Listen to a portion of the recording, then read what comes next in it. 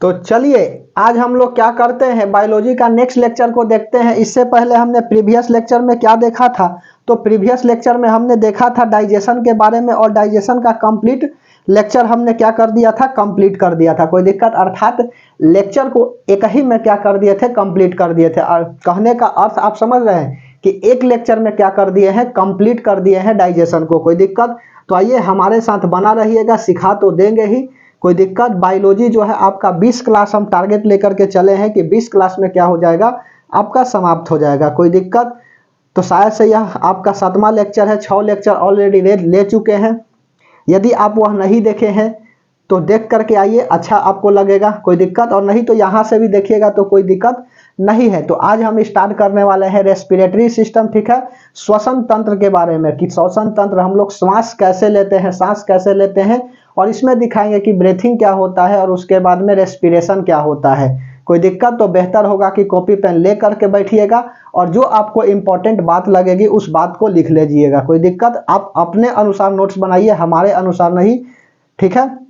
और जो बात इंपॉर्टेंट लगेगी उसको क्या करिएगा, कॉपी में लिख लीजिएगा। कोई दिक्कत, तो आज की क्लास से रेस्पिरेशन से कोई प्रॉब्लम नहीं रहेगा और कोई प्रॉब्लम नहीं छूटेगी। कोई दिक्कत, तो हेडिंग लगाइए रेस्पिरेटरी सिस्टम। चलिए तो हेडिंग लगा लीजिए रेस्पिरेटरी सिस्टम, रेस्पिरेटरी सिस्टम, ठीक है। रेस्पिरेटरी सिस्टम हेडिंग लगा लिए, ठीक है। रेस्पिरेटरी सिस्टम क्या कहलाता है, तो रेस्पिरेटरी सिस्टम में सबसे पहला बात आता है ब्रीथिंग का, ठीक है। ब्रीथिंग का मतलब होता है श्वसन क्रिया, ठीक है। अब श्वसन क्रिया होता क्या है, हम लोग कैसे ऑक्सीजन को लेते हैं और कार्बन डाइऑक्साइड के रूप में बाहर निकालते हैं, वही तो ब्रीथिंग कहलाता है। और रेस्पिरेशन क्या कहता है, तो रेस्पिरेशन करता है क्या, या कहता क्या है रेस्पिरेशन, कि जब हम लोग ऑक्सीजन को लेते हैं अंदर तो इसके जितने सारे फूड मॉलिक्यूल्स है वह क्या कर जाता है, ब्रेक कर जाता है, और उसके बाद में हम लोग को एनर्जी देती है, जिसको रेस्पिरेशन कहा जाता है। तो एक काम करे, एक तरफ रेस्पिरेशन और एक तरफ ब्रीथिंग लेकर के समझा दे। सबसे बड़ा प्रॉब्लम बच्चा को क्रिएट हो जाता है कि कहता है कि रेस्पिरेशन और ब्रीथिंग एक ही होते हैं, तो ऐसा नहीं है। सुनो, रेस्पिरेशन एक तरफ हेडिंग लगा लीजिए, रेस्पिरेशन, और उसके बाद में दूसरा तरफ हेडिंग लगा लीजिए ब्रीथिंग, ठीक है, ब्रीथिंग। अब सुनो यह कैसे क्या होता है, कोई दिक्कत। रेस्पिरेशन और ब्रीथिंग में अंतर क्या है, इसमें होता क्या है कि जब हम लोग ऑक्सीजन लेते हैं तो बॉडी हमारा ऑक्सीजन को क्या करता है, सरवाइव कर देता है, तथा इस ऑक्सीजन के कारण या ऑक्सीजन की उपस्थिति में फूड पार्टिकल्स ब्रेक कर जाते हैं और हम सबको एनर्जी मिलती है, उसी को रेस्पिरेशन कहा जाता है। जैसे कि आप क्या है, तो आप यहाँ पर है, सपोज करिए आप यहाँ है, इस तरह से चित्र वगैरह क्या बनाए, जैसे कि आप अपना मान लीजिए ऑक्सीजन यहाँ पर O2 को क्या बोल दिए, तो ऑक्सीजन बोल दिए। ध्यान से समझिएगा, अब यह ऑक्सीजन को क्या किए, आप लिए, आपके बॉडी के अंदर गया, ठीक है, यह बॉडी के अंदर गया, और बॉडी के अंदर क्या है, तो बॉडी के अंदर आपका सेल है जो ऑक्सीजन को ले लेगा। अब जैसे ही जाएगा बॉडी के अंदर तो जो आपके फूड पार्टिकल्स है यह क्या करेगा, यह फूड पार्टिकल्स आपको ब्रेक कर जाएगा, और ब्रेक का मतलब होता है टूटना, ठीक है। ब्रेक कर जाएगा और ब्रेक करने के बाद क्या देगा, तो एनर्जी देगा। इसी को हम लोग क्या बोलते हैं, एनर्जी बोले तो ऊर्जा देगा, इसी को बोला जाता है रेस्पिरेशन। तो यह लिखना चाहिएगा, तो लिख सकते हैं वैसी प्रक्रिया, लिख लीजिए वैसी प्रक्रिया जिसमें जब हम लोग ऑक्सीजन को लेते हैं तो हमारे बॉडी ऑक्सीजन, जब हम लोग ऑक्सीजन को लेते हैं तो बॉडी जब, फिर से लिखिए, सॉरी, वैसी प्रक्रिया हिंदी में लिखाना बहुत ही टाइट होता है। The process in which taken the oxygen in the body and food particles are break down into the simpler formats. कोई दिक्कत, यह बहुत ही अच्छा टॉपिक है, ध्यान से समझते चलिए बात को। तो लिख लीजिए हिंदी में कि वैसी प्रक्रिया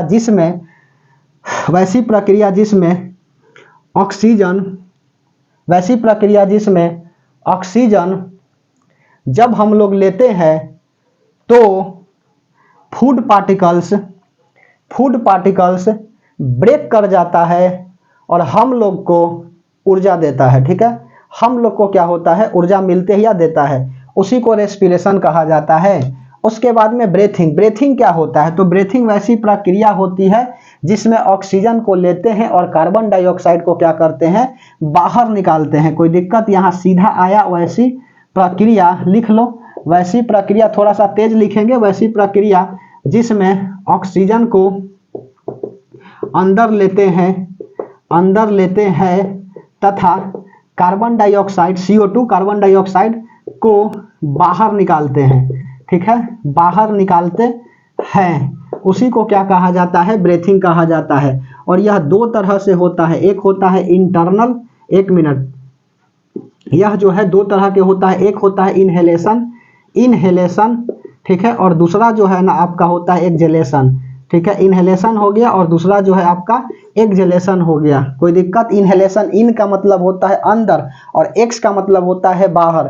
तो यहाँ पर ऑक्सीजन क्या होता है, तो ऑक्सीजन जो है ना अंदर आता है, जब हम लोग ऑक्सीजन को लेते हैं तो इनहेलेशन कहलाता है, और CO2 को बाहर निकाल देते हैं तो क्या हो जाता है, एक्सहेलेशन हो जाता है। तो लिखना चाहिएगा तो लिख सकते हैं कि the process in which taking the oxygen inside the body known as the inhalation, otherwise the carbon dioxide remove from the our body known as the exhalation. कोई दिक्कत? तो जब कार्बन डाइऑक्साइड बॉडी से बाहर निकल जाता है तो उसको हम लोग एक्सहेलेशन बोलते हैं, और ऑक्सीजन बॉडी के अंदर आता है तो उसको इनहेलेशन बोला जाता है। कोई दिक्कत? चलिए, तो यह ब्रीथिंग और रेस्पिरेशन का एक्चुअल डिफरेंस समझ में आई बात। अब ब्रीथिंग करने के लिए भी क्या होते हैं, तो अंग जो है ना आपका यह उत्तरदायी होता है। श्वसन क्रिया करने के लिए कौन कौन जो है ना अंग आपके उत्तरदायी होते हैं, ठीक है। जीव जंतुओं में कौन कौन सा ऑर्गन जो है उत्तरदायी होता है, ऑर्गन बोले तो अंग कौन कौन से उत्तरदायी होते हैं। और यह खूब पूछता है परीक्षा में कि मछली जो है किससे सांस लेती है, कोई दिक्कत, कीट जो है किससे सांस लेती है,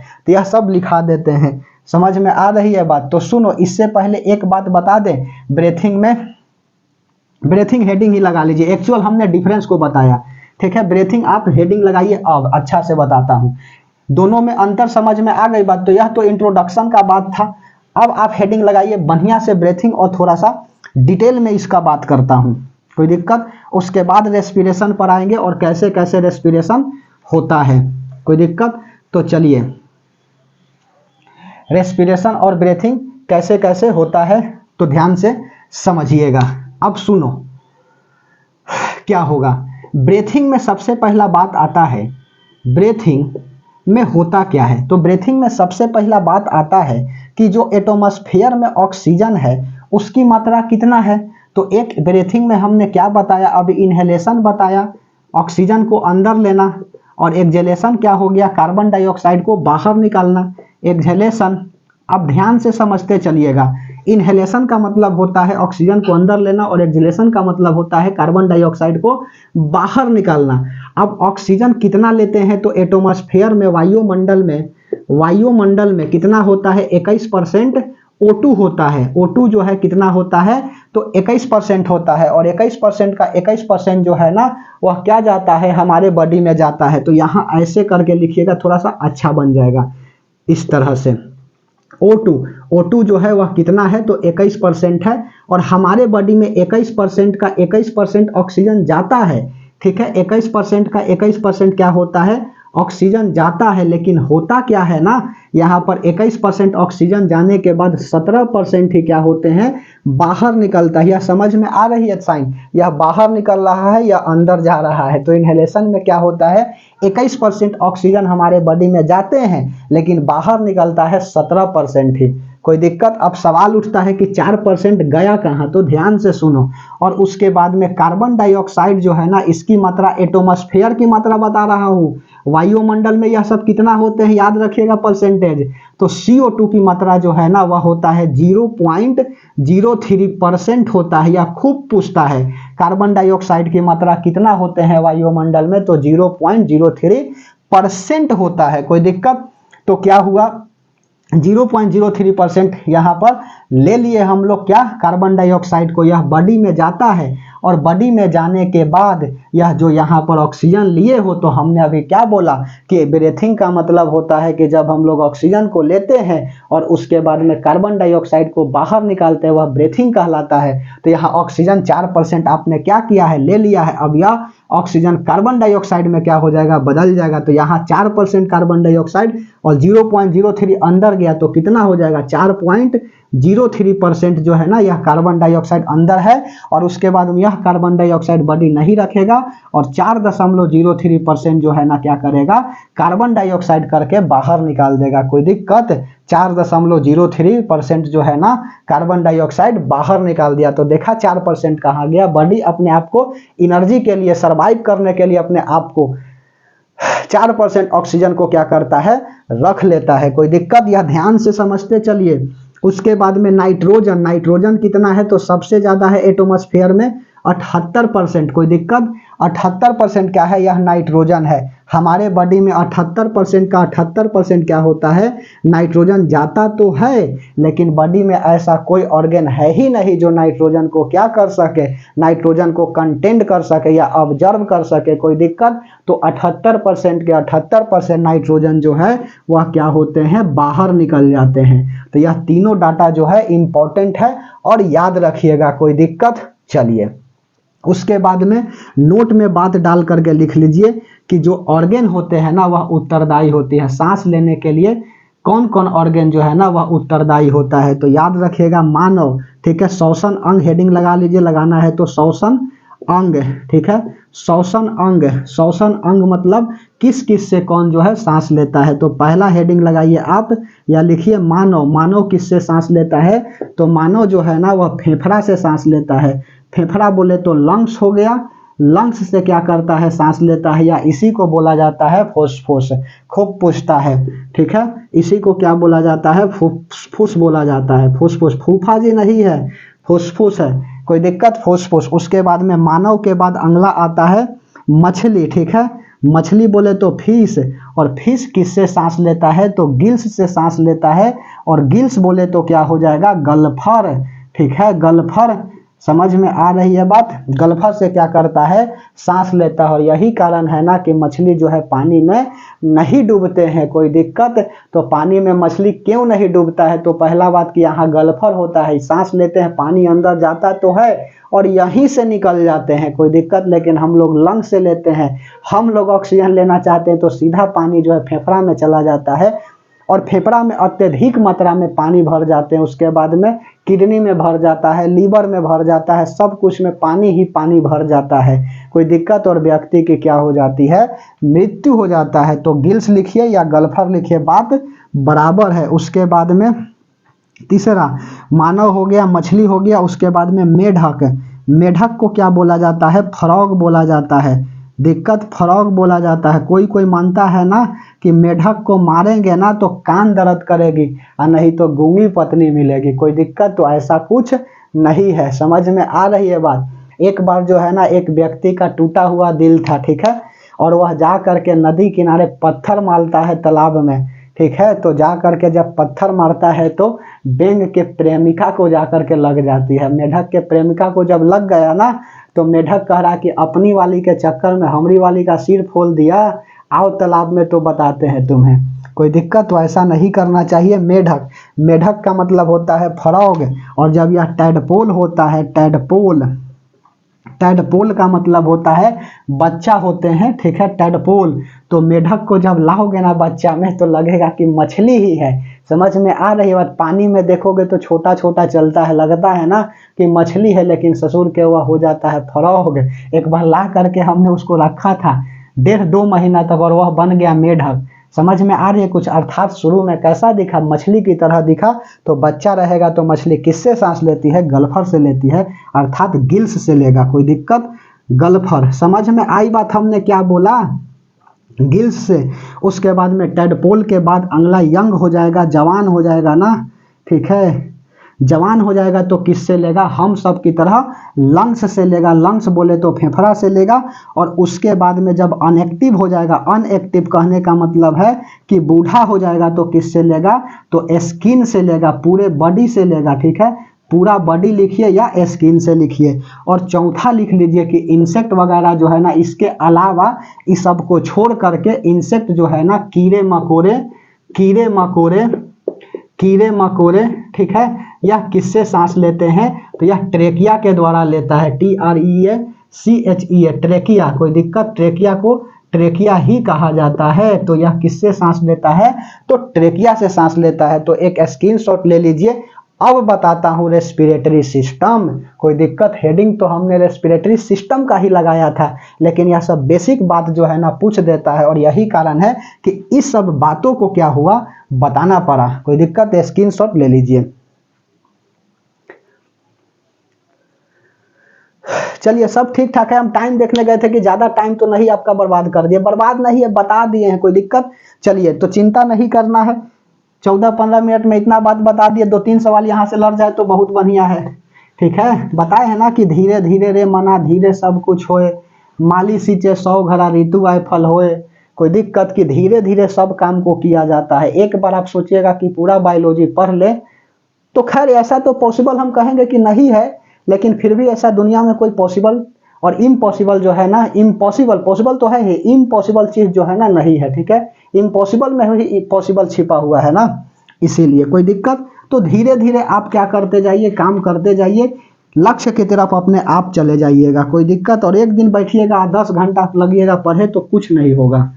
तो हेडिंग लगा लीजिए रेस्पिरेटरी सिस्टम। अब ये सब बेसिक बात को बता दिए। हम मान करके चल रहे हैं कि आपको कुछ नहीं आता है, कोई दिक्कत, एकदम बेसिक से उठाए हैं। इसीलिए पहला लेक्चर में आप जा करके देखिए, बेसिक इंट्रोडक्शन ऑफ बायोलॉजी बताए हैं कि बायोलॉजी क्या होता है, साइंस क्या होता है, तो यह सब बात को बताए हैं, कोई दिक्कत। तो रेस्पिरेटरी सिस्टम में देखिए कैसे कैसे सांस लिया जाता है, कैसे कैसे ऑक्सीजन हमारे बॉडी में जाते हैं। तो रेस्पिरेशन क्या होता है, तो अभी जस्ट बताया कि रेस्पिरेशन वैसी प्रक्रिया होती है जिसमें ऑक्सीजन को जब हम लेते हैं तो फूड पार्टिकल्स ब्रेक कर जाता है और हम सबको एनर्जी देता है, कोई दिक्कत। इसको रेस्पिरेशन कहा जाता है। और यह रेस्पिरेशन देखिए कैसे होता है, तो सुनो कैसे होता है। यहाँ से डायग्राम थोड़ा सा समझते चलिएगा कैसे रेस्पिरेशन होता है।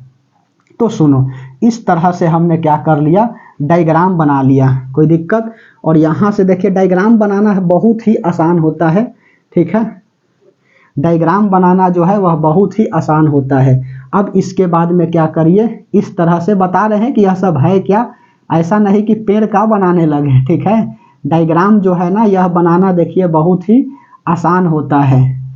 ठीक है, यहाँ पर भी बना लो। यह सब है क्या बता रहे हैं, 1 मिनट धैर्य बना करके रहिएगा, थोड़ा सा सिमेट्री बनाने का प्रयास करिएगा। सिमेट्री मतलब एक जैसा, और उसके बाद में यहाँ से इस तरह से ले करके यहाँ ऐसे घुमा देना है, फिर यहाँ से लीजिएगा और इस तरह से ले करके ऐसे घुमा देना है। थोड़ा सा सिमेट्री बनाना, बड़ा छोटा नहीं होता है, थोड़ा सा सिमेट्री यह बनाने का प्रयास करना, कोई दिक्कत। क्या कर दिया, यह सिमेट्री हमने बना दिया। अच्छा, अब सुनो, यह क्या बन गया, यह आपका डायग्राम बन गया। अब इसमें देखिए होता क्या है, तो यहाँ पर जो है ना आपका हो गया पहला स्टेज नसल कैविटी। सबसे पहले नॉस्ट्रिल, नॉस्ट्रिल का मतलब होता है नास कपाट। ठीक है, नास छिद्र होता है, नसल का नसल, नॉस्ट्रिल, नॉस्ट्रिल। ठीक है, इसको क्या बोलते हैं, नास छिद्र बोला जाता है, नास छिद्र बोला जाता है। अच्छा, नॉस्ट्रिल हो गया। उसके बाद में दूसरा आता है नसल कैविटी। ठीक है, नसल कैविटी। ठीक है, नसल कैविटी। उसके बाद में यहाँ पर आता है तीसरा आपका फाइरेंक्स, PHYRANX, फाइरेंक्स। और चौथा होता है यहाँ पे लाइरेंक्स, LARYNIX, इसको बोलते हैं स्वर यंत्र। ठीक है, स्वर यंत्र, कोई दिक्कत। इसको बोला जाता है ग्रसनी। ठीक है, इसको बोला जाता है ग्रसनी। और नसल कैविटी को क्या बोला जाता है, नास छिद्र हो गया, नसल कैविटी, नास कपाट इसको बोला जाता है। देखो हिंदी बहुत ही टाइट होता है, नास कपाट, फाइरेंक्स, लाइरेंक्स। और यहाँ पे क्या होता है आपका पांचवा, ट्रेकिया। ट्रेकिया ध्यान से समझते चलो, ट्रेकिया जो अभी बोले हैं ना, इंसेक्ट वगैरह किससे सांस लेता है, तो यह ट्रेकिया से ही सांस लेता है। अब ध्यान से सुनो, सब बताएंगे कि क्या है, पहले ध्यान से समझते चलिए डायग्राम को। ट्रेकिया हो गया, उसके बाद में यहाँ जो यह निकला हुआ है ना, मार्कल जहाँ चल रही है दिख रहा है, तो इसको हम लोग बोलेंगे ब्रोंकी। ब्रोंकी, ब्रोंकिया होता है, ब्रोंकिया। ठीक है, छठा हो गया। उसके बाद में यह जो बाहर निकला हुआ है ना, इस तरह से दिखाई दे रही है, यह वाला सब इस तरह से स्ट्रक्चर, इसको क्या बोलेंगे, तो इसको बोलेंगे ब्रोंकिओल्स। ठीक है, ब्रोंकी, ब्रोंकिओल्स। ठीक है, ब्रोंकिओल्स। और इसमें जो खाली जगह है ना, यह वाला खाली जगह, इसको क्या बोलेंगे, तो इसको अल्वोली बोलेंगे, ALVEOLI, अल्वियोली इसको बोलते हैं। समझ में आई बात। तो इतना क्या होता है, रेस्पिरेटरी सिस्टम होती है, कैसे कैसे ऑक्सीजन जाता है। और यह क्या हो गया, तो यह जो है आपका राइट लंग्स हो गया, राइट लंग्स हो गया। ठीक है, दाहिना फेफड़ा हो गया, और यह जो है ना बायां फेफड़ा हो गया, लेफ्ट लंग्स हो गया। ध्यान से समझते चलिए, लेफ्ट लंग्स हो गया। अब सुनो यह है क्या, तो नॉस्ट्रिल, सबसे पहले जब हम लोग ऑक्सीजन लेते हैं, ध्यान से 2 मिनट सुनना, तो नॉस्ट्रिल क्या करता है, नॉस्ट्रिल का मतलब होता है यह नाक, ठीक है। हम लोग सांस जो है ना वह किस से लेते हैं, सवाल पूछ देगा कि हम लोग सांस जो है किस से लेते हैं, मुंह से लेते हैं कि नाक से लेते हैं। तो कोई बच्चा कहेगा दोनों से, कोई कहेगा नाक से, कोई कहेगा मुंह से। कोई दिक्कत, तो तीनों क्या है, गलत है। हम लोग सांस जो है ना वह फेफड़ा से लेते हैं, लंग्स से लेते हैं। सवाल खूब पूछता है यह सब छोटा छोटा बात, ठीक है। तो फेफड़ा से लेते हैं, फेफड़ा जब तक नहीं चाहेगा तो आप थोड़ी सांस ले सकते हैं, ऑक्सीजन ले सकते हैं, नहीं ना। तो हम लोग कहाँ से सांस लेते हैं, तो फेफड़ा से लेते हैं। कोई दिक्कत, उसके बाद में समझिए, तो नॉस्ट्रिल, नास छिद्र, नास छिद्र, यहाँ पर जो 2 छेद है ना, तो हम लोग सांस कहाँ से लेते हैं, तो हमारी जो है ना नाक क्या है, तो यह मार्ग है जिससे ऑक्सीजन अंदर जाता है। तो सबसे पहले यहाँ आ गया नॉस्ट्रिल, और इसमें जो खाली जगह होता है ना, इसको बोला जाता है नसल कैविटी। तो देखोगे ना, तो खाली जगह यह करता क्या है ना, ऑक्सीजन को आराम से ले जाता है, जिसमें व्यक्ति की क्या होती है, म्यूलिन होता है। म्यूलिन का मतलब होता है नेटा।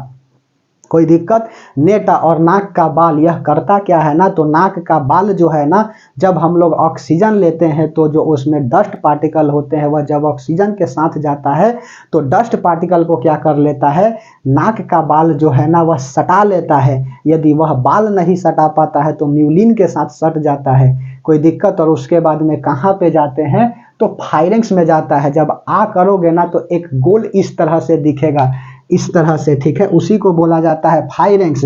और यहाँ पर टॉन्सिल लटका होता है इस तरह से, इसको क्या बोलते हैं, टॉन्सिल बोलते हैं। ध्यान से समझिए, यह जो लटका हुआ होता है ना, यह टॉन्सिल होता है। जब यह बढ़ जाता है ना तो गला खसखसाने लगती है। कोई दिक्कत, लगता है ना कि सर्दी खांसी होगी, यह बढ़ जाता है। तो कुछ नहीं, गर्म पानी से गलगला करिए और उसमें क्या करिए, सोडियम क्लोराइड को डाल लीजिए। कोई दिक्कत, यह जो है ना टॉन्सिल बढ़ा हुआ ठीक हो जाएगा, ठीक है। यह करता क्या है ना, टॉन्सिल बता रहे हैं, अभी टॉन्सिल आगे आएगा। कोई दिक्कत, इसका काम क्या होता है, ठीक है। हमारे शरीर में ऐसे ही भगवान कोई ऑर्गन को नहीं डाले हैं। तो सबसे पहले आप नसल कैविटी के बाद कहाँ जाएगा, फाइरेंक्स में। नसल कैविटी समझ में आई, नाक में खाली जगह को क्या बोला जाता है, नसल कैविटी।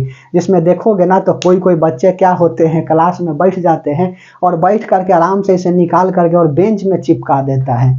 समझ में आ रही बात, गुलियाएगा और देखेगा लाल हुआ कि नहीं, काला हुआ कि नहीं, और पटक देगा, ठीक है। तो ऐसा ऐसा तो सिस्टम करता है, ठीक है। चलिए, तो यह क्या हो गया आपका नसल कैविटी। उसके बाद में फाइरेंक्स आ करोगे ना तो जो गोल दिखाई देता है, जहां से क्या होते हैं, ऑक्सीजन इंटर करते हैं, उसी को कहा जाता है फाइरेंक्स। जो भाई लिखना चाहेगा वह लिख सकता है कि फाइरेंक्स क्या होता है। तो फाइरेंक्स क्या होता है, तो लिख लीजिए, वैसी छोर जहां से ऑक्सीजन प्रवेश करती है उसी को फाइरेंक्स कहा जाता है। कोई दिक्कत, उसके बाद में अगला आता है लाइरेंक्स। लाइरेंक्स क्या होता है, स्वर यंत्र होता है। यहाँ पर लिखना पड़ेगा हमको क्योंकि इंपॉर्टेंट है, जो इंपॉर्टेंट बात है वह तो लिखेंगे ही। यहाँ से आवाज निकलती है, यह आवाज बनाता है, यह आवाज बनाता है या बनाती है, जो भी लिखना है लिखिए, ठीक है। यह आवाज क्या होता है, बनाता है। जैसे हम बोल रहे हैं ना, तो हमारी आवाज जो है वह स्पष्ट रूप से निकल रही है। यह क्यों, तो यह जो है ना लाइरेंक्स के कारण, स्वर यंत्र के कारण क्या कर रहा है, हमारा आवाज निकल रहा है। नहीं तो यहाँ पे मारेंगे तो देखो हमारा आवाज जो है वह चेंज कर गया। कोई दिक्कत, समझ में आई बात। ज्यादा कस के मार देंगे तो फिर दिक्कत हो जाएगा ना, समझ में आई। अभी शादी विवाह भी नहीं हो, दिक्कत में पड़ जाएंगे तो दिक्कतें हो जाएगा। सुनो, स्वर यंत्र यह आवाज बनाता है। उसके बाद में ट्रेकिया। ट्रेकिया क्या होता है, यहाँ पर छोर होते हैं जहां से ऑक्सीजन लेफ्ट में जाता है और राइट लंग्स में चला जाता है। तो सवाल पूछ देगा कि वैसी पॉइंट जहां से मानव शरीर में ऑक्सीजन बढ़ जाता है लेफ्ट की तरफ और राइट की तरफ, उस पॉइंट को क्या कहते हैं, तो उस पॉइंट को ट्रेकिया कहा जाता है। एकदम प्यार से बता रहे हैं, ध्यान से समझ लीजिए। कोई दिक्कत, तो ट्रेकिया क्या होता है, तो ट्रेकिया वैसी पॉइंट होती है जहां से ऑक्सीजन 2 भागों में बढ़ती है, ठीक है। एक लेफ्ट लंग्स की तरफ और एक राइट लंग्स की तरफ। समझ में आ रही है बात। तो देख लो, यह लेफ्ट लंग्स हो गया और यह राइट लंग्स हो गया। बच्चा कहेगा कि सर का यह राइट हाथ है तो लेफ्ट का है लिखे हैं ना बाबू, देखो इस तरह से हो गए तो लेफ्ट हो गया। समझ में आ रही है बात, तो ध्यान से समझिएगा। कोई दिक्कत। उसके बाद में ब्रोंकी, अब यहाँ से ट्रेकिया के बाद यह क्या होते हैं, नली होते हैं। ब्रोंकी के द्वारा जो है ना ब्रोंकियोल्स में ऑक्सीजन क्या होता है, प्रवेश कर जाता है और अल्वोली में जाकर के क्या होती है, ऑक्सीजन स्टोर हो जाता है। तो ऑक्सीजन स्टोर कहाँ पे होते हैं, अल्वोली में होता है। तो लिख लीजिए अल्वोली में क्या होता है, ऑक्सीजन स्टोर होती है। तो लिख लीजिए यहाँ ऑक्सीजन O2 स्टोर होता है। यहाँ O2 जो है क्या होता है, स्टोर होता है। समझ में आई बात। और इसके बाहरी लेयर को क्या बोलते हैं, तो प्लूरल मेम्ब्रेन बोला जाता है। तो फेफड़ा के बाहरी लेयर को क्या कहा जाता है, तो फेफड़ा के बाहरी लेयर को प्लूरल मेम्ब्रेन कहा जाता है। यह जो है ना, यह मजबूत एक भगवान ने क्या कर दिया है, फेफड़ा के ऊपर, दोनों के ऊपर होगा, एक लेयरिंग कर दिए हैं, मोटा सा दीवाल चढ़ा दिए हैं। ठीक है, दीवाल के ऊपर जो पेंट कराते हैं उसको क्या बोलते हैं, पुट्टी बोलते हैं। महिलाएं जो है लिपस्टिक मार लेती है, उसको क्या बोलेंगे, उसको भी पुट्टी बोलेंगे। ठीक है, ध्यान से समझिए बात को। तो यहाँ से जो है ना, यह क्या कर दिए हैं, लेयर लगा दिए हैं। ठीक है, मोटा हो गया है दीवार। और इसको क्या बोलेंगे, दोनों होगा, ऐसा नहीं कि एगो दोनों कर लीजिएगा। ठीक है, यह दीवार को क्या बोलते हैं, यह करता क्या है ना, बाहरी आघातों से बचाता है। कोई दिक्कत, तो ध्यान से समझते चलो। यह बाहरी दीवार किसका बना होता है, प्लूरल मेम्ब्रेन का बना होता है। तो इसकी बाहरी दीवार को, इसकी बाहरी दीवार को प्लूरल मेम्ब्रेन कहा जाता है। इसकी बाहरी दीवार को क्या कहा जाता है, तो प्लूरल मेम्ब्रेन कहा जाता है। और उसके बाद में क्या होते हैं, यह डायफ्राम होता है। यह क्या है, तो यह आपका डायफ्राम है, डायफ्राम। ठीक है, अब यह डायफ्राम करता क्या है, डायफ्राम इसका आकार कैसा होता है, तो इसकी आकार सी की तरह होता है। इसकी आकार सी, ABCD पढ़े हो ना, ABC कहाँ गई थी। ठीक है, कुत्ते के झोपड़ी में सो रही थी। बताओ जी, कोई सुतबो करेगा तो कुत्ता के झोपड़ी में सोएगा, ऐसा बनाया जाता है। इसकी आकार सी की तरह होती है, सी की तरह होती है। ठीक है, सी की तरह क्या होती है। यह करता क्या है ना, सुनो, यह क्या है, आपका डायफ्राम है। अब डायफ्राम करता क्या है ना, कि ऑक्सीजन स्टोर तो करता है। फेफड़ा जो है ना, वह ऑक्सीजन को स्टोर कर लेता है। लेकिन सवाल उठती है ना, कि फेफड़ा जब ऑक्सीजन को ले लेता है तो इसके पास ताकत नहीं होती है कि जब ऑक्सीजन कार्बन डाइऑक्साइड में कन्वर्ट हो जाता है ना, तो उसको क्या करे, बाहर निकाल दे। कोई दिक्कत। तो जब हम लोग ऑक्सीजन लेते हैं, ठीक है, ऑक्सीजन लेते हैं तो डायफ्राम किधर जाता है, ऊपर की तरफ। ऐसा ना कि ऑक्सीजन लिए तो नीचे जाएगा ना, हिच करके देखिए ना, ऑक्सीजन, डायफ्राम ऊपर जाएगा। और ऑक्सीजन छोड़ेंगे, मतलब कार्बन डाइऑक्साइड छोड़ेंगे, तो डायफ्राम जो है ना, वह नीचे जाएगा। यह बात को लिख लीजिए, नोट में डाल करके लिखिए। यदि हम ऑक्सीजन लेते हैं तो डायफ्राम नीचे की तरफ, यदि हम लोग ऑक्सीजन लेते हैं तो डायफ्राम नीचे की तरफ मूव करता है। जबकि कार्बन डाइऑक्साइड छोड़ते हैं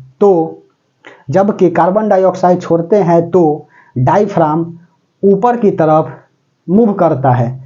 कोई दिक्कत, ऊपर की तरफ मूव करता है। गलत क्या लिखा दिए, जब हम लोग ऑक्सीजन लेते हैं तो डायफ्राम ऊपर की तरफ मूव करता है। जब हम लोग ऑक्सीजन छोड़ते हैं, कार्बन डाइऑक्साइड छोड़ते हैं, तो डायफ्राम नीचे की तरफ मूव करता है। ठीक है, ध्यान से समझो। O2 लिया तो डायफ्राम का मूवमेंट ऊपर, कार्बन डाइऑक्साइड निकाले तो डायफ्राम का मूवमेंट नीचा। कोई दिक्कत, यह बात को याद रखिएगा। मोशन वगैरह जो है ना डायफ्राम का पूछ देता है कभी कदाल, तो इसीलिए बता दिए। तो यह डायफ्राम करता क्या है ना, जब हम लोग ऑक्सीजन लेते हैं तो लिया गया ऑक्सीजन को क्या करता है, मदद करता है डायफ्राम बाहर निकालने में कार्बन डाइऑक्साइड के रूप में। यदि यह गिरते हैं ना, या छत वगैरह से कोई गिर जाता है तो यह डायफ्राम टूट जाती है। यदि डायफ्राम टूट जाता है तो इसमें मृत्यु जो है ना, वह तय है। समझ में आई बात। यदि किसी व्यक्ति का डायफ्राम टूट जाएगा तो वह अकड़ के वहीं पे मर जाएगा। कोई दिक्कत। यह डायफ्राम कहाँ पे होता है, तो यहाँ पे होते हैं डायफ्राम। ठीक है, समझ में आई बात। यह कहाँ होते हैं, तो यह वक्ष के नीचा होते हैं। वक्ष बोले तो यह वक्ष गुहा। ठीक है, खाली जगह को वक्ष गुहा बोला जाता है। थोरोसिक कैविटी लिखा देंगे, कैविटी एक अलग टॉपिक है। कोई दिक्कत। तो यह क्या होता है, लंग्स के नीचे होते हैं। तो सवाल एक आध दूगो समझ लीजिए, सवाल पूछता है ना कि हमारे शरीर में ऑक्सीजन का टंकी किसे कहा जाता है, फेफड़ा को कहा जाता है। अब वो देखो फेफड़ा को क्यों कहा जाता है, यह बात को समझिए। यहाँ क्या हुआ, ऑक्सीजन जो है ना स्टोर हो गया फेफड़ा में, लेकिन कहाँ पे, ऑक्सीजन कहाँ पे फेफड़ा में स्टोर होता है, तो अलबोली के अंदर फेफड़ा में क्या होता है, ऑक्सीजन स्टोर होती है। कोई दिक्कत, अब समझने वाली बात है ना कि कोरोना जब व्यक्ति को हो जाता था तो यह स्पाइनो प्रोटीन होते हैं, उसमें स्पाइनो प्रोटीन से क्या करता था, इसके चिपक जाता था। यह जो अलबोली देख रहे हो, ध्यान से समझते चलिए, यह जो अलबोली देख रहे हो, इसी के स्पाइनो प्रोटीन से कोरोना जाकर के सब में चिपक जाते थे। इतना ही थोड़ी होता है, अनगिनत होता है। कोई दिक्कत, इसी से कोरोना चिपक जाता था। तो बताओ, इस खाली जगह में O2 भरना है लेकिन इसमें कोरोना भर जाएगा, तो ऑक्सीजन कहाँ आकर के स्टोर हो गया, स्टोर नहीं हो पाता था और व्यक्ति को ऑक्सीजन की कमी हो जाती थी, जिससे व्यक्ति का क्या हो जाता था, मृत्यु हो जाता था। और यही कारण है कि जब कोरोना किसी को होता था तो 2 दिन तक जो है ना वह नॉर्मल लेवल रहता था, लेकिन 2 दिन के बाद से क्या होता था, अपने आप को जल्दी जल्दी रेप्लिकेट कर रहा था, क्योंकि सिंगल हेलिक्स स्ट्रक्चर होता है ना, सिंगल हेलिक्स होता है। और यह डीएनए और आरएनए में बढ़िया से बात को बताए हैं। कोई दिक्कत, तो कोरोना इसी से आकर के क्या करता था, चिपक जाता था। अब सुनो, यहाँ पर ऑक्सीजन क्या हो गया, फेफड़ा में ऑक्सीजन O2 आकर के O2 स्टोर होता है, तो O2 स्टोर होता है, ठीक है। O2 स्टोर होता है कहाँ पे, तो अलबोली के अंदर O2 स्टोर होता है। लेकिन अब सुनो, O2 स्टोर हो गया, अब यह O2 को पूरे बॉडी में कौन लेकर के जाएगा, खाली फेफड़ा में रहने से थोड़ी होगा। O2 को जो है ना परिवहन कौन करता है पूरे शरीर में, तो ऑक्सीजन का परिवहन ब्लड के अंदर जो हीमोग्लोबिन होते हैं, उस हीमोग्लोबिन के अंदर आयरन पाया जाता है, ब्लड में बताएंगे, इसके बाद ब्लड ही टॉपिक है। हीमोग्लोबिन होता है और उस हीमोग्लोबिन के अंदर आयरन होते हैं, Fe आयरन होता है, नैनो पार्टिकल के रूप में होते हैं। नैनो पार्टिकल का मतलब होता है 10⁻⁹, ठीक है। 1 मीटर में कितना होता है, 10⁻⁹ होता है। अर्थात जो है ना इस मार्कल को 10⁹ में डिवाइड करेंगे तो क्या हो जाएगा, नैनोमीटर हो जाएगी। कोई दिक्कत, तो यह जो है ना नैनो पार्टिकल के रूप में होते हैं। और यह करता क्या है ना, तो हीमोग्लोबिन के अंदर जो आयरन होते हैं वह ऑक्सीजन को पकड़ लेता है और पकड़ करके पूरे बॉडी में घुमा देता है। कोई दिक्कत, तो O2 को घुमाने का कौन काम करता है, ठीक है। तो ब्लड के अंदर का हीमोग्लोबिन ऑक्सीजन को लेकर पूरे बॉडी में घुमाता है, पूरे बॉडी में घुमाता है। लेकिन ऑक्सीजन को घुमाता है तो पूछ देगा कि हीमोग्लोबिन के अंदर कौन, तो याद रखिएगा आयरन। कोई दिक्कत, इसमें आयरन होता है। अब ध्यान से समझते चलो बात को, डायफ्राम वगैरह समझ में आ गए। डायफ्राम करता क्या है ना, तो डायफ्राम जो है ना यह लिया गया ऑक्सीजन को बाहर निकालने में मदद करता है। कोई दिक्कत, डायफ्राम से एक आध बात और समझ लीजिए। पहले यह वाला आप हीमोग्लोबिन समझ लो, ठीक है।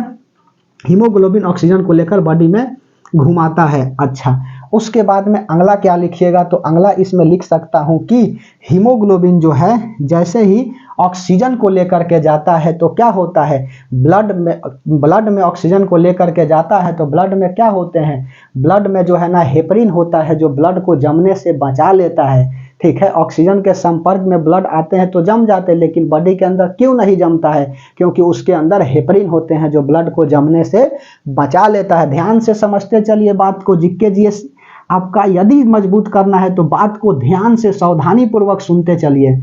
कोई दिक्कत, अच्छा उसके बाद में क्या करता है, ब्लड के बाद सेल को दे देता है। कोई दिक्कत, तो 8वां के बाद तो 9वां हम यहाँ पर लिख सकता हूँ ना, 9th यहाँ पर 8 के बाद 9, ठीक है। ब्लड को दे दिया और ब्लड के बाद कहाँ चल जाएगा, 10 में, तो सेल में चल जाएगा। अब सुनो, अब सेल के पास जैसे ही जाएगा तो यह क्या करेगा, लिया गया ऑक्सीजन को कार्बन डाइऑक्साइड में बदल देगा और बाहर निकाल देगा। कोई दिक्कत, यह क्या करेगा, सेल जो है ना यहाँ लिखे, यह ऑक्सीजन को CO2 में बदल कर बाहर निकाल देता है, बाहर निकाल देता है, ठीक है। बाहर क्या करता है, निकाल देता है। अब सुनो, एक सवाल जो है ना एक बार NTPC में पूछा था, NTPC ड्राइवर टेक्नीशियन में, कि यहाँ पर ऑक्सीजन को लेकर के चला गया, ठीक है, और उसके बाद में कार्बन डाइऑक्साइड है। सवाल उठता है ना कि सुनो यहाँ पे ऑक्सीजन मिल गया तथा कार्बन मोनोऑक्साइड मिल गया, कोई दिक्कत। और हीमोग्लोबिन जो है ना ब्लड के अंदर का हीमोग्लोबिन, तो किसको लेकर के जाएगा? ऑक्सीजन को लेकर के जाएगा कि कार्बन मोनोऑक्साइड को लेकर के जाएगा? तो सुनो, जब हीमोग्लोबिन को कार्बन मोनोऑक्साइड मिल जाएगी ना, तो ये ऑक्सीजन को कहेगा कि हम तोरा ना ले चलेंगे, और उसके बाद में कार्बन मोनोऑक्साइड को क्या करता है, याद रखिएगा कार्बन मोनोऑक्साइड को, ठीक है, कार्बन मोनोऑक्साइड को ले करके क्या करता है, पूरे बॉडी में घुमा देता है और व्यक्ति को क्या हो जाती है, दम घुटने से मृत्यु हो जाती है। इसीलिए कार्बन मोनोऑक्साइड को दम घुटने वाली भी ऑक्सीजन कहा जाता है। यही कारण है ना, दम घुटने वाली ऑक्सीजन कौन सा है? दम घुटने वाला गैस कार्बन मोनोऑक्साइड। समझ में आई बात? दम घुटने से व्यक्ति की क्या हो गई, मृत्यु हो गई। समझ में आ रही है बात? जैसे कि मान के चलो कि तुम जो है ना दोस्त के साथ घूमने जा रहे हो, लेकिन वह भेटा गई, ठीक है, तो फिर से तुम क्या करोगे कि दोस्त तो नहीं छोड़ना चाहिए, दोस्त के साथ भी कल भी घूम लेंगे, फिर यह जो है ना मुलाकात होगी कि नहीं होगी, तो उसको लेकर के क्या लगोगे, घुमाने लगोगे, कोई दिक्कत। यही करता है आपका कार्बन मोनोऑक्साइड। इसीलिए कहा जाता है ना कि ठंड के दिनों में कमरा में यदि आप रूम में आग वगैरह को जलाए हुए हैं जिससे कार्बन मोनोऑक्साइड निकलते हैं, धुआं क्या है, कार्बन मोनोऑक्साइड है, पॉल्यूशन है, तो यह क्या करना चाहिए, कार्बन जब मोनोऑक्साइड निकले तो रूम को पूरी तरह से बंद नहीं करना चाहिए, नहीं तो कार्बन मोनोऑक्साइड भर जाएगा और ऑक्सीजन क्या हो जाएगी, घट जाएगा, और आपके बॉडी में कार्बन मोनोऑक्साइड जाने से क्या हो जाएगी, मृत्यु हो जाएगी, दम घुटने से आपकी मृत्यु हो जाएगी। समझ में आई बात? इसीलिए कभी कभी देखिएगा ना न्यूज वगैरह में कि दोस्त जो है ना कोई करता क्या है ना कि वह बेचारा क्या हीटर को जला देता है और उसके बाद में सो जाता है। ठंड के दिनों में हीटर से कार्बन मोनोऑक्साइड निकलते हैं और वह कार्बन मोनोऑक्साइड करता क्या है ना, ऑक्सीजन में भर जाता है और वह बेचारा सुतले ही रह जाते हैं, ठीक है। ऐसा स्थिति आ जाता है ना कि जब ऑक्सीजन नहीं मिलती है तो वह अपने से हीटर को भी जाकर बंद नहीं कर सकता है और इस तरह से दम घुटने से क्या हो जाती है, मृत्यु हो जाता है। कोई दिक्कत? ध्यान से समझते चलिए बात को। तो यह था आपका क्या, रेस्पिरेशन कैसे होता है। अब इसमें दिखाता हूं ना कि रेस्पिरेशन जब होता है, एक डायफ्राम से बोल रहे थे, देखो छूट रहा है, गर्भवती महिला, यह मिटा रहे थोड़ा सा, ध्यान से समझते चलो, बात को ध्यान से सुनिए, ठीक है। बायोलॉजी समझने की चीज है, बायोलॉजी जो है आपका क्या है, समझने का चीज है। समझ लीजिएगा, यहां से कंसेप्ट कितना भी क्वेश्चन दे बना दीजिएगा, बात खत्म, ठीक है। गर्भवती महिला को, गर्भवती मतलब कि जो महिला प्रेग्नेंट है, गर्भवती महिला में, ठीक है, गर्भवती महिला में डायफ्राम, गर्भवती महिला में डायफ्राम ऑक्सीजन को बाहर निकालने में अहम भूमिका निभाती है, अहम भूमिका निभाती है, ठीक है, निभाती है। ध्यान से चलो, डायफ्राम, ठीक है। डायफ्राम करता क्या है ना, तो जो गर्भवती महिला है ना उसको क्या करता है, डायफ्राम जो है ना वह ऑक्सीजन को बाहर निकालने में बहुत ही सपोर्ट करता है, क्योंकि नीचा इसका यूट्रस होता है और उसमें बेबीज पल रहा होता है। डायफ्राम नीचा जा नहीं सकता है क्योंकि यूट्रस है और नीचा बेबीज है, तो यह डायफ्राम क्या करता है, ये रिप्स जो फ्लोटेटिंग रिप्स होते हैं, फ्लोटेटिंग रिप्स क्या होता है, रिप्स मतलब होता है पसली, वैसा जो अस्टेर्नम के साथ नहीं जुड़ा हो उसी को फ्लोटेटिंग रिप्स बोलते हैं। और लास्ट वाला जो है ना यह फ्लोटेटिंग रिप्स होता है। तो फ्लोटेटिंग रिप्स आखिरकार भगवान ने है जो वह अस्टेर्नम से क्यों नहीं जोड़ा है, इसलिए नहीं जोड़ा है ना कि यह फ्लोट करेगा, जब ऑक्सीजन लेंगे तो यह फैल जाएगा ना, एक्सटेंड करेगा, इसीलिए जो है ना यह क्या किए हैं, बेल्डिंग नहीं किए हैं। कोई दिक्कत? अस्टेर्नम से नहीं जोड़े हैं। समझ में आई बात? इसी के कारण है कि इसी को फ्लोटेटिंग रिप्स बोलते हैं। तो डायफ्राम और फ्लोटेटिंग रिप्स जो है ना मिल करके क्या करता है, ऑक्सीजन को बाहर निकलता है कार्बन डाइऑक्साइड के रूप में। कोई दिक्कत? तो यह गर्भवती महिला में ऐसा कंडीशन देखने को मिलती है। उसके बाद में अगला आप हेडिंग लगा लीजिए, एक्सटर्नल रेस्पिरेशन और इंटरनल रेस्पिरेशन, ठीक है। एक्सटर्नल रेस्पिरेशन और इंटरनल रेस्पिरेशन क्या होता है। कोई दिक्कत? इससे पहले आपको यह बता दें कि भोजन वगैरह कैसे जाता है, यह तो ऑक्सीजन के बाद बता दिए। यहाँ पर जो आपका फायरिंग्स था ना, फूड पाइप में भोजन कैसे जाता है यहाँ से, और उसके बाद में ऑक्सीजन कैसे जाता है लंग्स के पास, क्योंकि दोनों तो एक के जगह छोर होता है, ठीक है। तो बट कैसे जाते हैं तो थोड़ा सा बता देते हैं, मजा आ जाएगा यह बात को देख करके या पढ़ करके। चलिए मिटा दे इसको, समझ में आ गई? ध्यान से समझते चलिए बात को। जो आप अपने अनुसार इंपॉर्टेंट बात लगे उसको लिख डालिए, कोई दिक्कत। जो जो इंपॉर्टेंट बात लगे उसको क्या कर लीजिए, लिख लीजिए आप अपने अनुसार। और आपका नोट्स जो है ना बेस्ट नोट्स होगा, ठीक है। आपको नोट्स थोड़ी दिखाना है, आपको सिलेक्शन लेना है, बात खत्म। सिलेक्शन हो जाएगा, पढ़ता था, नहीं होगा आवारागिरी करता था, ऐसा जमाना है, ठीक है। तो ध्यान से समझते चलिए बात को, ठीक है। दुनिया उसी को शिक्षित मानती है जिसकी नौकरी लग जाती है, बाकी सब तो अशिक्षित है, कोई दिक्कत। यह दुनिया की बात हम बोल रहे हैं, ऐसा लेकिन नहीं होता है, लेकिन दुनिया फिर भी मानती है तो मानने दो। अब देखो कैसे कैसे जो है ना ऑक्सीजन बाहर निकलते हैं, ध्यान से समझिएगा। ऑक्सीजन बाहर कैसे निकलते यह सब तो बता दिए। हम लोग के शरीर में भोजन कैसे जाता है, तो सुनो भोजन कैसे जाता है। इस तरह से जो है आपका बना लिए डायग्राम, ठीक है। इस छोर को बोला जाता है इपीग्लोटिस, ठीक है, इपीग्लोटिस बोला जाता है। इपीग्लोटिस करता क्या है, तो एक को हमने बोल दिया यह आपका लंग्स की तरफ जा रहा है, लंग्स बोले तो फेफड़ा की तरफ, और एक जो है ना वह कहाँ जा रहा है, स्टोमक के तरफ, स्टोमक बोले तो पेट की तरफ, ठीक है। एब्डोमेन बोल दीजिए, बायोलॉजी नेम एबोडोमेन, एब्डोमेन बोलिए या स्टोमक बोलिए, यह इपीग्लोटिस।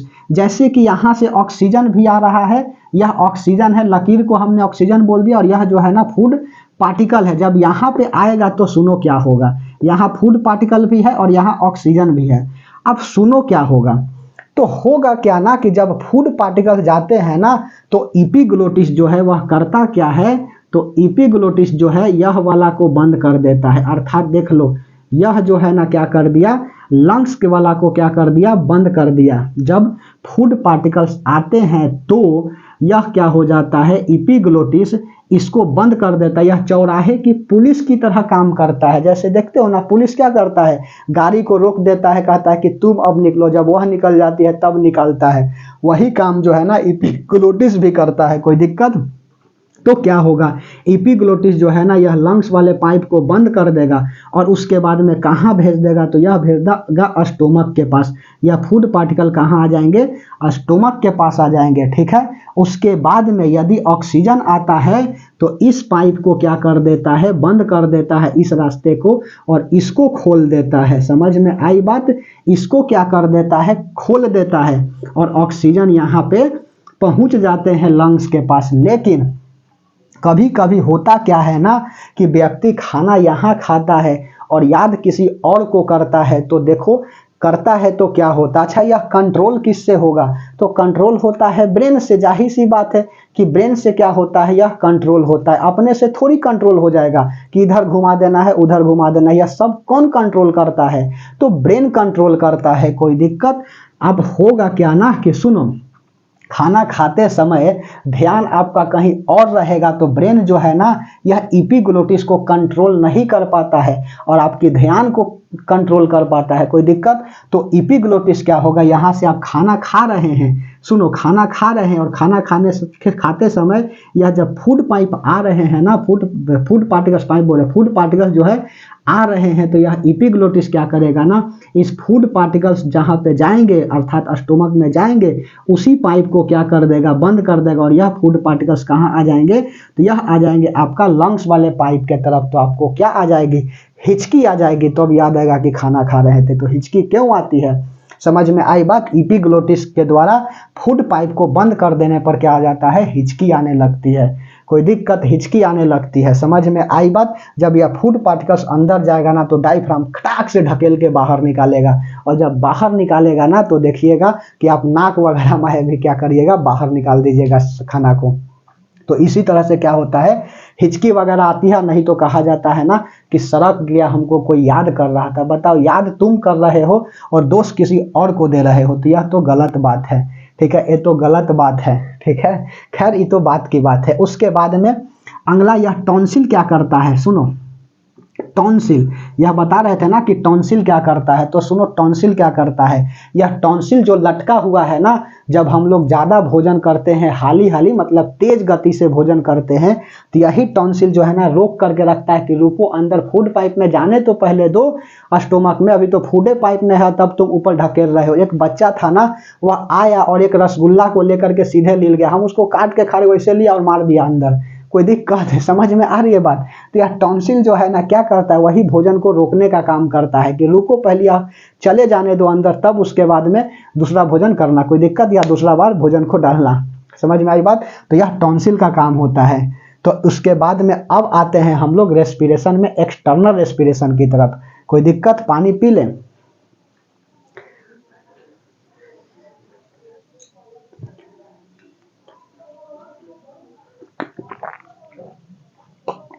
समझ में आ रही बात? एक्सटर्नल रेस्पिरेशन हेडिंग लगा लीजिए। एक्सटर्नल रेस्पिरेशन खत्म हो जाएगा रेस्पिरेशन आज।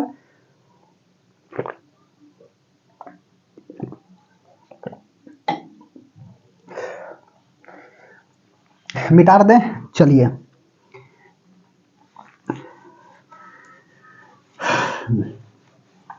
समझ में आ रही है बात? एक क्लास यह सब बताने के लिए काफी होता है।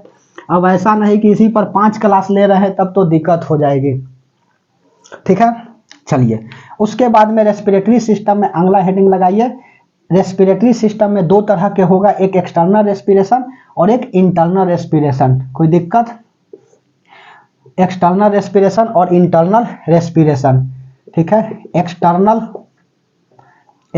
रेस्पिरेशन, एक्सटर्नल रेस्पिरेशन और दूसरा होगा इंटरनल रेस्पिरेशन, रेस्पिरेशन। अब सुनो, एक्सटर्नल रेस्पिरेशन में तो अभी तक का कहानी चला, अभी तक का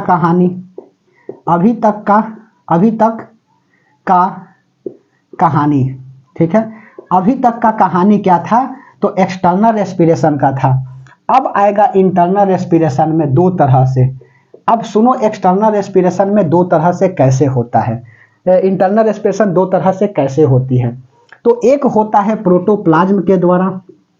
प्रोटोप्लाज्म, इसको बोले तो जीव द्रव्य। यह होता क्या है? जिससे सेल बना होता है, सेल इसी का बना होता है, इसी का बना होता है। सेल तो टॉपिक पढ़ाए हैं ना, इसी का बना होता है। एक्सटर्नल रेस्पिरेशन में तो कोई दिक्कत नहीं है, यह जो है आपका इसी से सेल बना होता है, प्रोटोप्लाज्म। अच्छा, और दूसरा होता है माइटोकॉन्ड्रिया। माइटोकॉन्ड्रिया, कोई दिक्कत? माइटोकॉन्ड्रिया। अब सुनो, माइटोकॉन्ड्रिया के द्वारा कैसे होता है और प्रोटोप्लाज्म के द्वारा कैसे होता है। तो पहला बात लिख लो, यह है ऑक्सीजन O2 की अनुपस्थिति में होता है, अनुपस्थिति में होता है, अनुपस्थिति में होता है और यह ऑक्सीजन के उपस्थिति में होता है। ठीक है, यह जो है ऑक्सीजन के उपस्थिति में होगा माइटोकॉन्ड्रिया में। कैसे? तो बता रहे हैं, ध्यान से समझिएगा। O2 के उपस्थिति में होता है, उपस्थिति में होता है। कोई दिक्कत? अब सुनो कैसे होगा। तो प्रोटोप्लाज्म में क्या होते हैं, यहाँ पे प्रोटोप्लाज्म में जो है ना, यह 4 ATP ऑलरेडी मौजूद होता है। एडेनो ट्राइफॉस्फेट क्या होते हैं? यह मौजूद होते हैं, मतलब कि ग्लूकोज जो है ना, वह 4 ATP के फॉर्म में क्या होता है? मौजूद होते हैं। ठीक है, 4 ATP के फॉर्म में क्या होता है? प्रोटोप्लाज्म में मौजूद होते हैं, ग्लूकोज नहीं होगा, सॉरी। ठीक है, 4 ATP के रूप में क्या होते हैं? प्रोटोप्लाज्म मौजूद होते हैं। अब 4 ATP को ऐसे लिख सकता हूं, एकदम प्यार से समझिएगा यह बात को, 2+2। कोई दिक्कत? तो 2 ATP ज्यों का त्यों रह जाएगा और यह 2 ATP जो है ना, यह क्या करेगा? टूट जाएगा, टूट जाता है तथा टूटने की प्रक्रिया को ग्लाइकोलाइसिस कहा जाता है और इसके दरमियान पाइरूविक एसिड निकलते हैं। टूट जाता है तथा टूटने की प्रक्रिया, लिख लो, टूटने की प्रक्रिया ग्लाइकोलाइसिस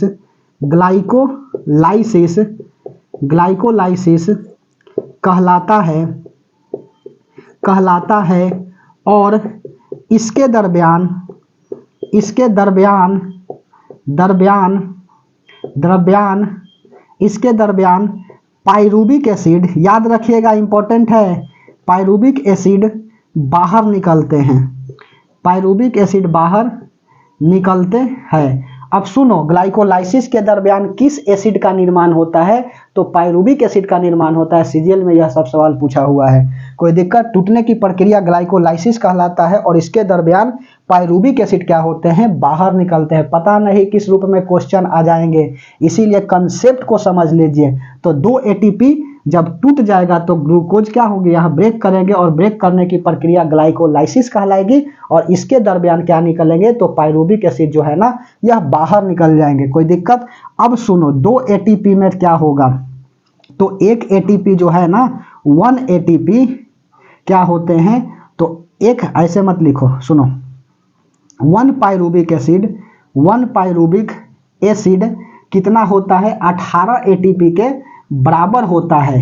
लिख लीजिए, 1 पाइरूबिक एसिड 18 एटीपी के बराबर होता है। कितना पाइरूबिक एसिड टूट गया? तो 2 पाइरूबिक एसिड जो है ना, यह 2 पाइरूबिक एसिड टूट गया तो एक में 18 तो 2 में कितना हो जाएगा? 36 एटीपी।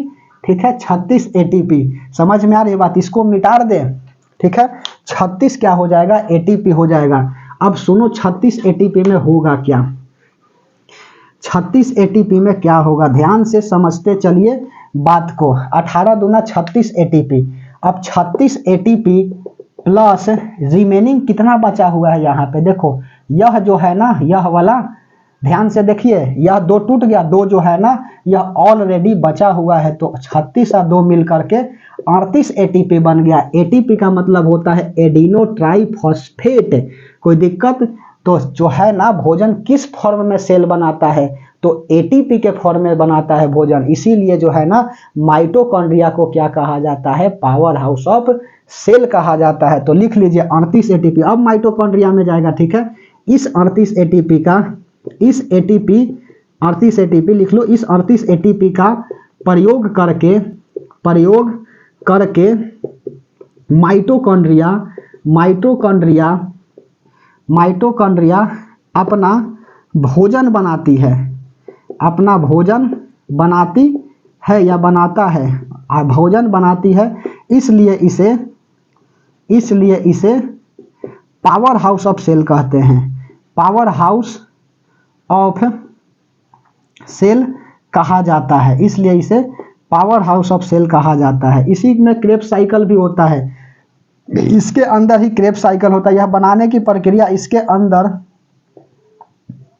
अंदर क्रेब्स साइकिल होता है। क्रेब्स साइकिल होता है। क्रेब्स साइकिल क्या होता है? यह कैसे भोजन बना रहा है ना, 38 एटीपी का निर्माण करके क्या करता है?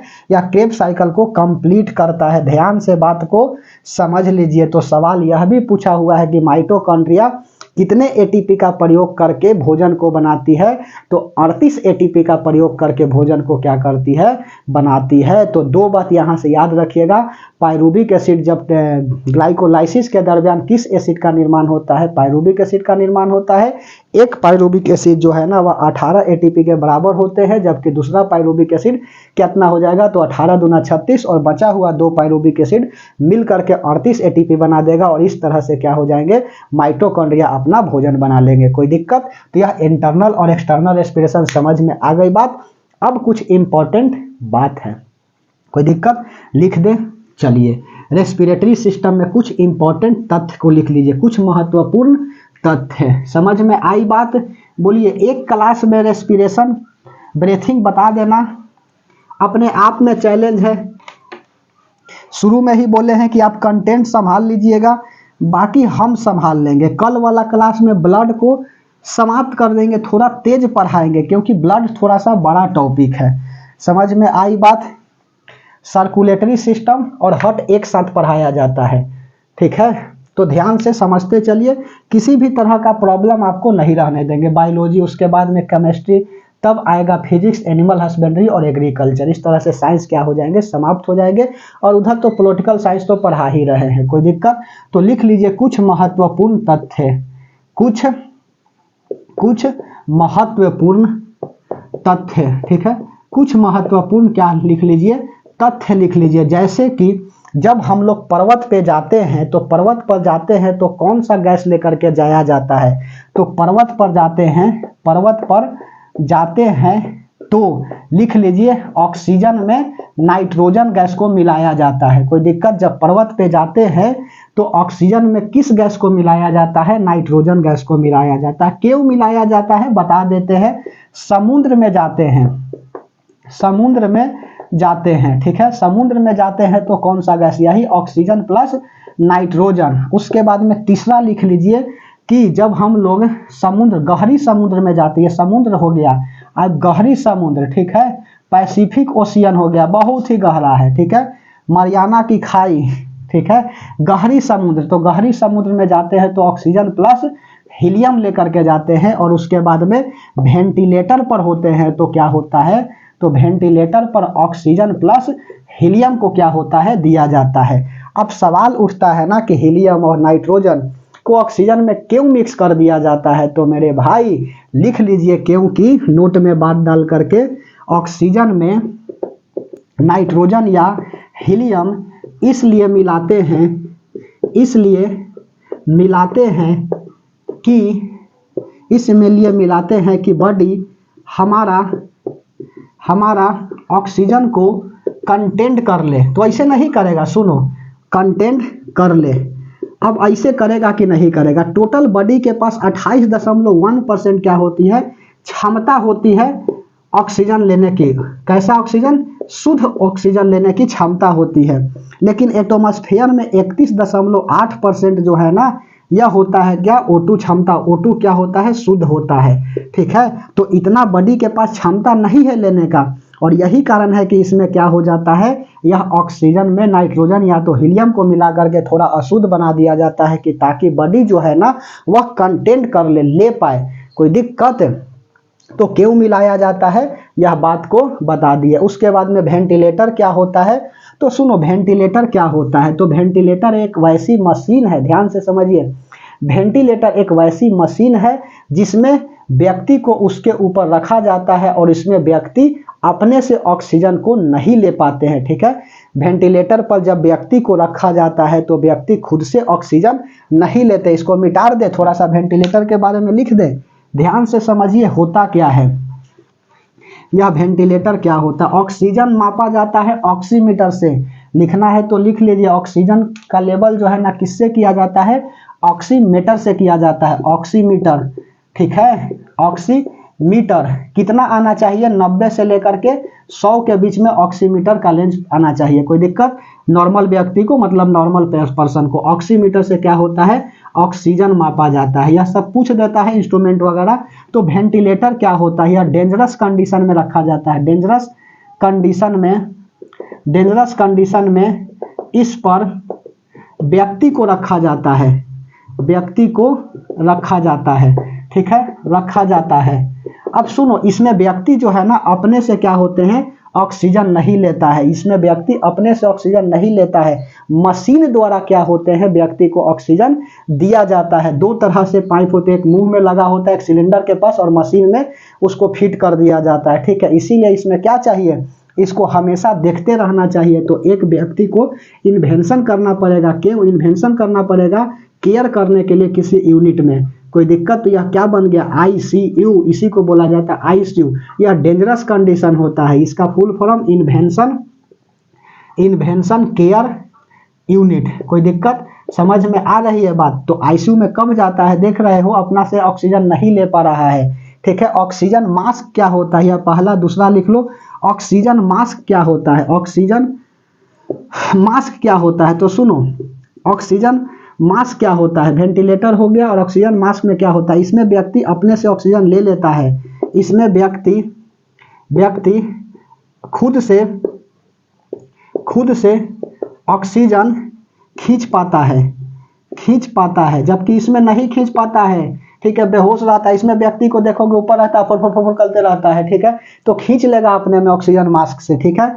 उसके बाद में इसमें नहीं खींचेगा। यह डेंजरस कंडीशन होती है। यह 50-50, यहाँ पर भी 50-50 है, यहाँ 90% है डेंजरस है, ठीक है। और यहाँ पर जो है ना 90% क्या है?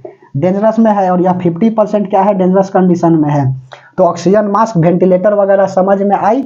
उसके बाद में टाइडल वॉल्यूम और अब बता देता हूँ लंग्स कैपेसिटी, कोई दिक्कत? तो अगला लिख लीजिए tidal volume, TIDL tidal volume. Tidal volume क्या होता है? तो टाइडल वॉल्यूम होता है आपका कि एक बार में कितना ऑक्सीजन लेते हैं, उसी को हम लोग बोलते हैं टाइडल वॉल्यूम। एक बार में लिया गया ऑक्सीजन, लिया गया O2, ठीक है, कितना लेते हैं? तो हम लोग एक बार में जो है ना वह 500 ml जो है ना क्या करते हैं, ऑक्सीजन को लेते हैं, इसी को टाइडल वॉल्यूम कहा जाता है। अच्छा, व्यक्ति एक मिनट में कितना बार सांस लेता है? तो 18 से 20 बार सांस लेता है। नोट में बात लिख लो, ठीक है। व्यक्ति एक मिनट में पूछ देता है कभी कदाल, एक मिनट में 16 से 18 बार, नहीं तो यह ऑप्शन नहीं रहेगा, तो 18 से 20 जरूर रहेगा, ठीक है। तो एक मिनट में व्यक्ति एक मिनट में 16 से 18 बार या 18 से 20 बार सांस लेता है, ठीक है, सांस लेता है, कोई दिक्कत? सांस लेता है, जबकि पल्स रेट जो है 104 बार और हृदय धड़कता है 72 बार, यह पल्स रेट होता है नारी, कोई दिक्कत? टाइडल वॉल्यूम एक बार में लिया गया ऑक्सीजन कितना लेते हैं? तो 500 ml लेते हैं। और उसके बाद में अगला लिख लीजिए टोटल लंग्स कैपेसिटी, कोई दिक्कत? टोटल लंग्स कैपेसिटी समझ में आ रही है बात?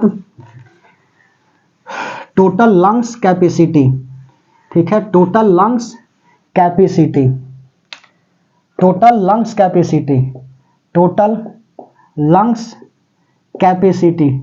टोटल लंग्स कैपेसिटी क्या होता है? तो टोटल लंग्स कैपेसिटी होता है कि व्यक्ति जो है ना नॉर्मल से 12 गुना यदि ज़्यादा ऑक्सीजन ले लेता है, उसी को लंग्स कैपेसिटी कहते हैं।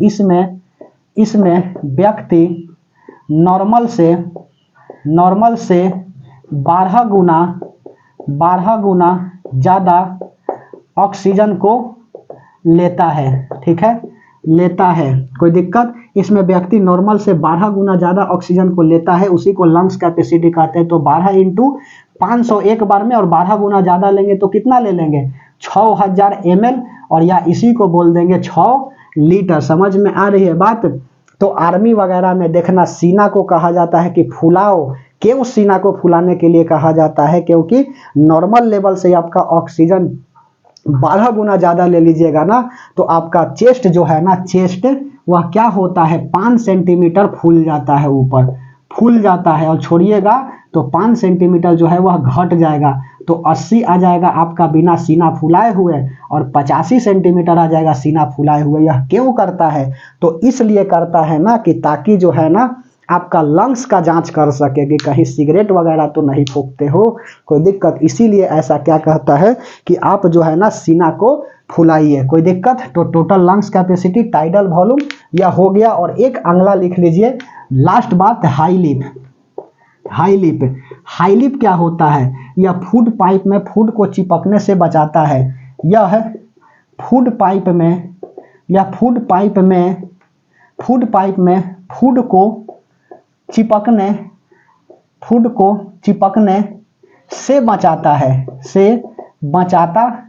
है, कोई दिक्कत? इस तरह से फूड पाइप है ना, तो इसमें क्या होता है, इस तरह से मूवमेंट होते हैं, इस तरह से ट्यूब लाइक स्ट्रक्चर होता है। तो यह हाई लिप क्या करता है? तो हाई लिप जो है ना यह बचाता है फूड। जब हम लोग भोजन करते हैं ना, तो क्या करता है, फूड को सटने से, मतलब कि फूड पाइप में चिपकने से क्या कर लेता है, बचा लेता है। तो यहाँ पर क्या हो जाता है, आपका रेस्पिरेटरी सिस्टम का अंत हो जाता है, कोई दिक्कत? अब हम लोग मिलेंगे नेक्स्ट क्लास में रक्त, एक खूबसूरत टॉपिक ब्लड को लेकर के, ठीक है, कि ब्लड कैसे फ्लो करता है, ब्लड का लाल रंग, पीला रंग, नीला रंग, यह सब बताएंगे। कौन किसे ब्लड दे सकता है, ले सकता है, ब्लड कैसे जमता है, इरिथ्रोसाइट क्या होता है, थ्रोम्बोसाइट क्या होता है, फाइब्रिनोजन क्या होता है, सीरम क्या होता है, यह सब के बारे में क्या करेंगे, चर्चा करेंगे कल की क्लास में, ठीक है। तो आप बताइए क्लास कैसा लगा? स्क्रीनशॉट लेना है तो ले लीजिए, कोई दिक्कत नहीं है, कोई दिक्कत? चलिए अब बताइए क्लास कैसा लगा, कोई दिक्कत? तो हम लोग क्या करेंगे, नेक्स्ट क्लास में मिलेंगे, और इसी तरह से क्या करना है, पसीना बहानी है, मेहनत खूब करना है, तब तक मेहनत करना है जब तक कि मंजिल नहीं मिल जाए, ठीक है। क्योंकि हौसले ने मंजिल ने हौसलों से कहा तेरे बस की बात नहीं, ध्यान से सुनिएगा, मंजिल ने हौसलों से कहा तेरे बस की बात नहीं, हौसलों ने मंजिल की आंखों में आंखें डाल के कहा चल झूठी तेरी इतनी औकात नहीं, ठीक है। तो यह तो बात की बात है, एकदम निरंतर मेहनत करना है, ठीक है। और उसके बाद जो है ना फिर मंजिल कोई पहाड़ नहीं लगेगी। यदि मंजिल पहाड़ है तो हम भी माझी है, जब तक तोड़ेंगे नहीं तब तक छोड़ेंगे नहीं। तो हम लोग मिलते हैं नेक्स्ट क्लास में, तब तक के लिए धन्यवाद।